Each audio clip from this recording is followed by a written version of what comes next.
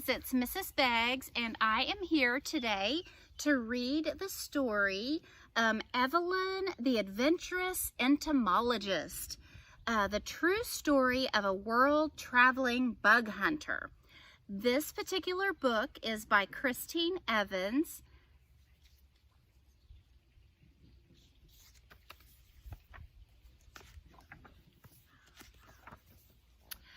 Back in 1881, when Evelyn Cheeseman was born, most people thought girls should be quiet, clean, and covered with lace.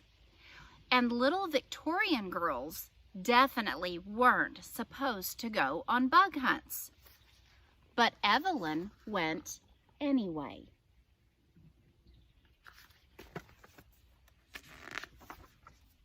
She explored forests and splashed in ponds with her brothers and sister. She crawled in mud and stuffed her pockets with bugs.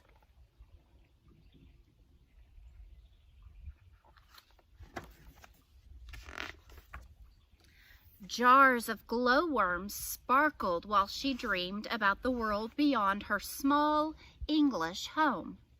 Many years later, Evelyn applied to veterinary college. She longed to help sick animals.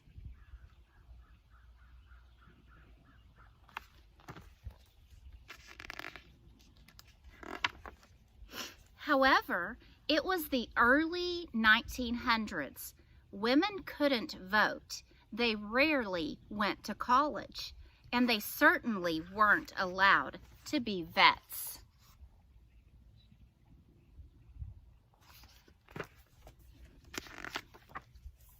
So she did the next best thing and trained as a canine nurse, hoping the veterinary college would open to women after a few years. Evelyn cared for sick greyhounds, bulldogs, and terriers. She fed the dogs, took their temperatures, and gave them medicine. But in her heart, she still wanted to be a vet.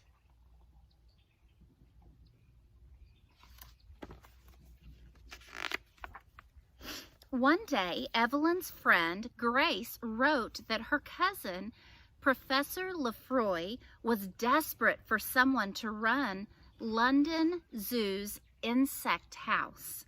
A woman had never been in charge of the insect house before, but Evelyn went anyway.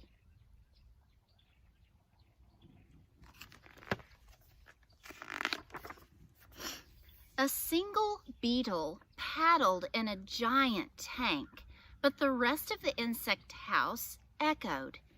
It had been neglected while zookeepers, along with millions of other men, served in the First World War. Evelyn agreed to give the job a try.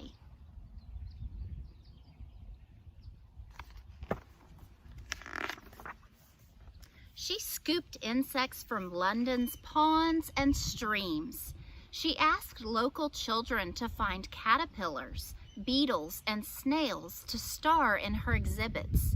She studied entomology, exploring insect books for wonders to share.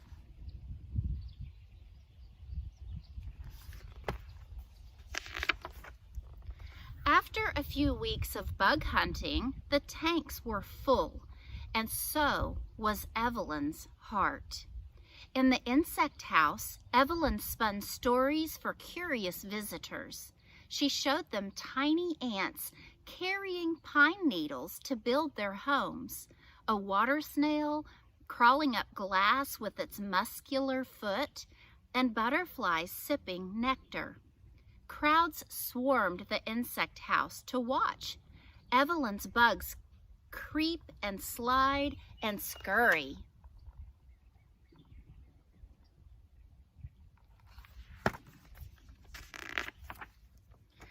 Evelyn still dreamed about places beyond her small world, but now she also dreamed about insects never studied and about stories untold. Even when the veterinary college opened its doors to women at last, Evelyn knew she never wanted to leave the world of insects. In 1924, she heard about an expedition to study tropical insects. In those days, women scientists and explorers were rare. People thought it wasn't safe. Women should be at home. But Evelyn went anyway.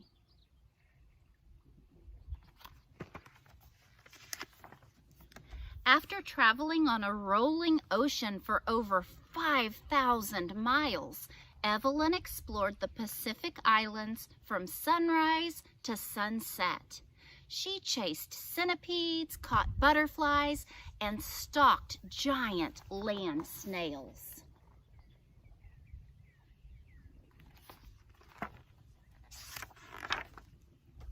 On the island of Gorgona, Evelyn stumbled into a sticky curtain of spider webs. As the spiders watched, she bit and pulled and kicked the threads, but there was no escape. Then Evelyn remembered the metal nail file in her pocket.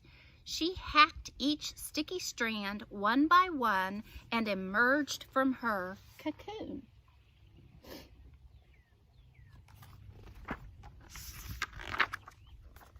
On the island of Nuku Hiva, Evelyn wanted to scale a steep cliff that she was sure would reveal some interesting insects. The villagers told Evelyn that only one man had ever climbed it. They told her not to go. But Evelyn went anyway.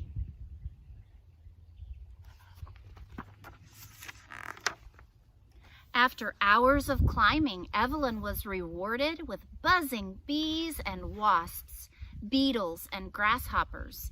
However, she soon realized she'd made a terrible mistake. She'd forgotten the fresh limes she planned to squeeze and drink. And Evelyn hunted for a stream. As Evelyn hunted for a stream, she slipped. She grasped at plants as she kept tumbling.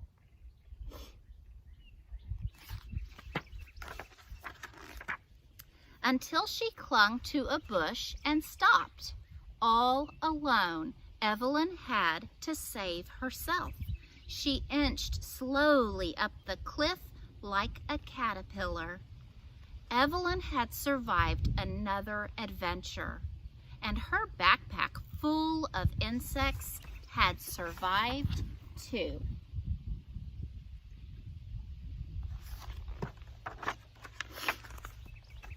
Evelyn kept traveling and studying insects. In 1925, she sailed to Tahiti, where she discovered a new species of grasshopper. In 1934, she explored New Guinea and found a new species of beetle. In 1938, she found a new blue orchid on top of an extinct volcano in Waigeo.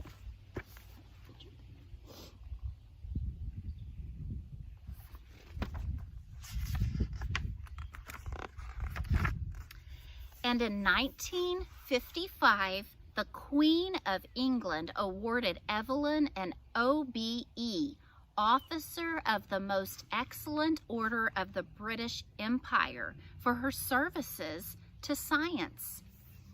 Evelyn never stopped working, even after her hair turned white and her body ached.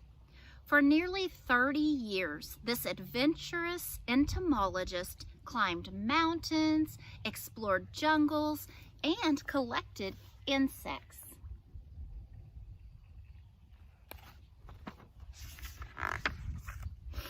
Then she spun her stories into books, inspiring others to be like Evelyn and go anyway.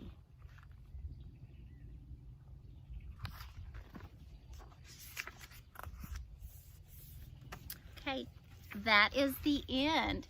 Guys, I hope that you find what you're passionate about and go towards it. go anyway, despite what people say. See you later. Bye-bye.